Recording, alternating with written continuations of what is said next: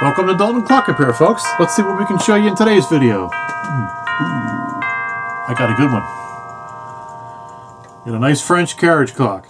Let's take a deep dive into the strike function.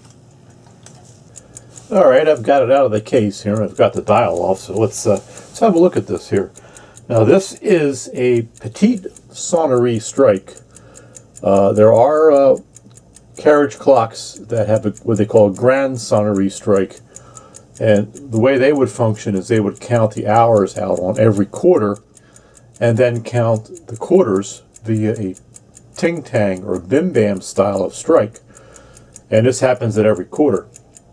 This, being a Petite Sonnerie, will just strike the quarters with the ting-tang or the bim-bam. And when I say ting-tang, I'm going to turn the clock around here and set the strike off for you.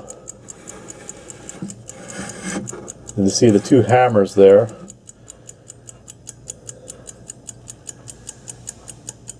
Let's set it off here. You can see how that functions from the back side.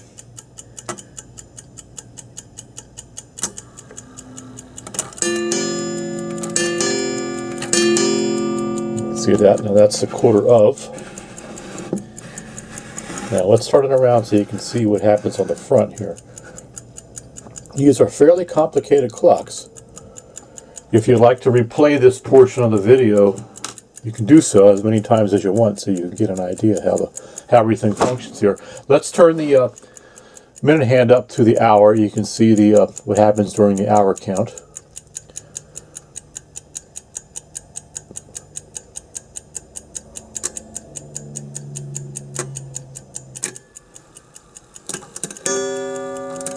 So you're just going to get the hour count. Now let's go to the quarter after.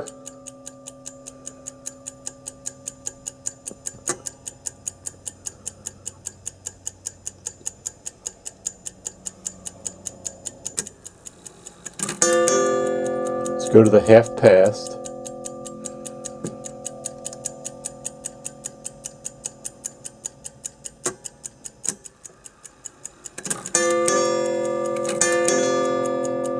Now we'll go to the quarter of. As you can see, it adds one sequence of the two-note sequence to each quarter. This will be 3 here.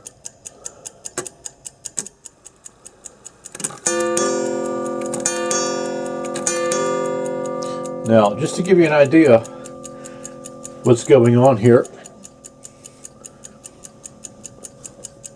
there is a little piece right here. Now, this is called the surprise piece. I don't know how it got its name. Who named it, but you can see the little disc right here, which actually spins independently of anything else here that's on the cannon pinion. And this actually is on top of the snail that works the quarters. And you can watch what happens with that surprise piece as I turn it up to the hour. The two little pins you can see right here, they'll engage the snail. To click the snail over, one click for the hour count.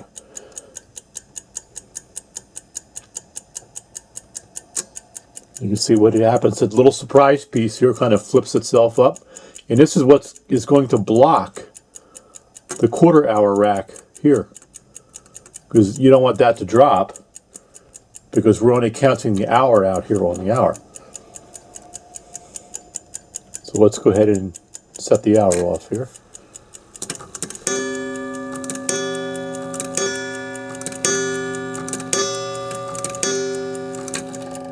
There you go. This little lever right here is important. This actually is what blocks the hour rack from dropping. There's a pin here on the back side of the hour rack, and the other end of this lever, which is up here, actually let me poke it through here, it's up here, blocks the rack on the quarters. This actually is lifted up out of the way on the hour, so that the hour rack can drop all the way down. Now we'll keep an eye on that lever as I turn this to the quarter. You'll see it drop back down slowly. This is what's going to block the hour rack. so that only the quarter rack is engaged. Now these pieces over here are important also. This actually blocks the one hammer on the hour, so you get your hour count on the single gong. Let's bring it back up to the hour here. It's quarter of. The reason I'm making this video is because these clocks are complicated, especially the Grand Sonnerie, which there's even more happening than what you see here. When I got this clock, it was pretty much boogered up, which is my term for it. It was kind of messed up by some other well-meaning clockmaker. They actually had soldered an additional piece here on the rack tail here for the quarter. They soldered a bushing on here, and you can see the plier marks here was bent up in an effort to try to get this to have some functionality. It was not going to strike the right amount for the quarter. It just was one, it was always one less because of what was done to the rack here. This hour rack was a little bit bent up also, so it took a lot of effort to get things back to the way they're supposed to be by bending this rack the way it's supposed to be, removing that little bushing that was soldered underneath here. So the reason I'm creating this video is where maybe somebody who has one of these clocks and doesn't really know the functionality or is not familiar with it, at least maybe they can get some idea from this video. Now, I would hope that if you do get these clocks and you really don't know what you're doing or just very unfamiliar with the clock, please seek out some help and don't go in there bending things and soldering things because it makes it much more difficult to restore the clock to proper operation. Especially since I've had to overhaul this clock in addition to repairing the previous damage. So that's a lot more time that it took to get this thing back to functionality. I did have to put a couple of bushings in the time train, as well as, of course, clean it and polish the pivots. So, if I would say, please, if you are unfamiliar or you do not want to proceed with the clock, please do not do so. Give it back to the customer, and then maybe they can find somebody who's more familiar with these clocks. I've done quite a few of them, so I've gotten some experience on how they work and what to do to get them functioning, and also how to assemble them. It's important that this minute wheel here is indexed properly to the cannon pinion, which is underneath here, underneath the snail for the quarter. This lever has to be lifted up out of the way on the hour so that it can block that hour rack. If this is not indexed properly, then it's just, you're going to have all kinds of problems. It's not going to function properly. The strike will be all off. So that's actually important. And the operation of that surprise piece too is important. That needs to be nice and loose and flexible so that this will pop over when the hour snail flips. Now I want to show you what happens when I push the repeat button. Now that actually is a button that's on top of the case, which, let me drop the camera down a little bit here for you so you can see what I'm talking about. This piece up here is what the button will engage when you push it down. Now watch what happens when I push it.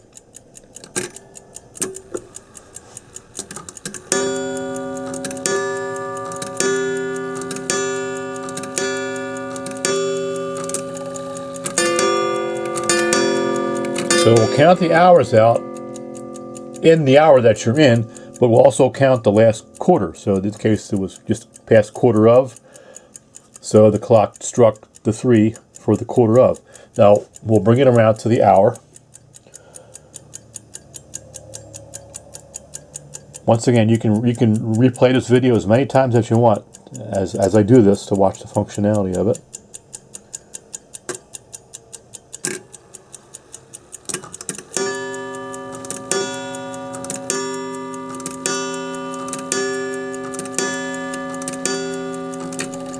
Notice this piece over here. These two pieces here actually are connected to the back side of the hammers. Now, there was always going to be one extra drop of the hammer for the hour because this quarter rack here, which is underneath, you can't really see very well, it's underneath this hour, will drop one pin, or I'm sorry, not one pin, one tooth on the hour So there's always going to be an extra strike, but what happens is this lever is lifted up by this pin here on the hour rack to block that last strike, so you have the proper number because of that extra tooth that drops here on the quarter. So this piece is important for that, but it's also important for the when you do the repeat function. Let's push it again here.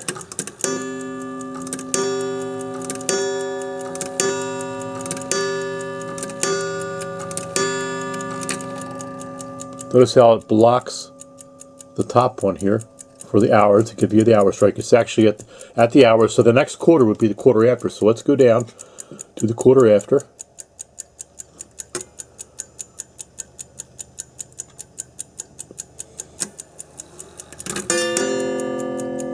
Now watch when I push the repeat button now, what happens.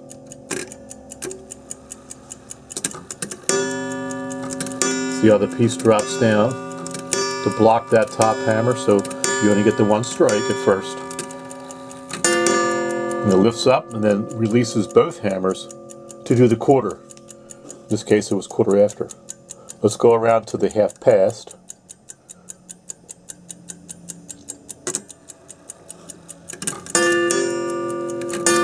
That's 2 for the half past. Now let's hit the repeat button now. Notice how it lifts the little lever out of the way, so it drops that hour rack. Watch the functionality of this here. We'll bring it up to the quarter of.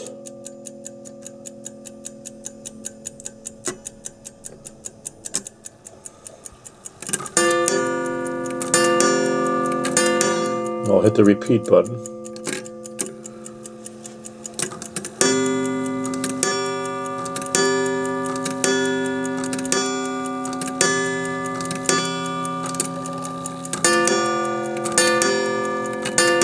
Get your quarter up.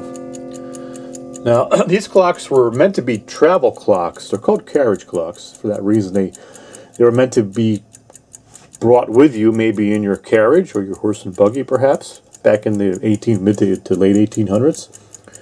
And they had the repeat button on there if you had to bring this with you into your hotel room, and maybe it was late at night. Of course, it wasn't easy to get up and just flip a light switch back then. All you had was a lantern, maybe an oil lamp that you'd have to get up and light. So you could reach over and just tap this button that's on top of the case, and you would be able to push this button and then know what hour you were in and what the quarter was. So you would know approximately what time it is, within 15 minutes. So this is why they had to have it. These clocks actually came with a leather case too, usually reinforced with wood. And there would be like a slide-out panel in the front, which would have a glass in it, that you could keep this clock in this leather case for travel. And there would be actually another button on top of the leather case you could depress the button on top of the case to push the repeat function. So the clock would never have to come out of its leather protective case in your travels. So that's going to cover it for today's video. I hope this helps out. Please subscribe to my channel. Give me a thumbs up if you do feel that this is helpful. And if you hit that bell notification, it allows me to notify you when I'm uploading a new video, which I'll do from time to time. Alright folks, this will end it. Take care, be safe, and we'll see you in the next video. Bye-bye.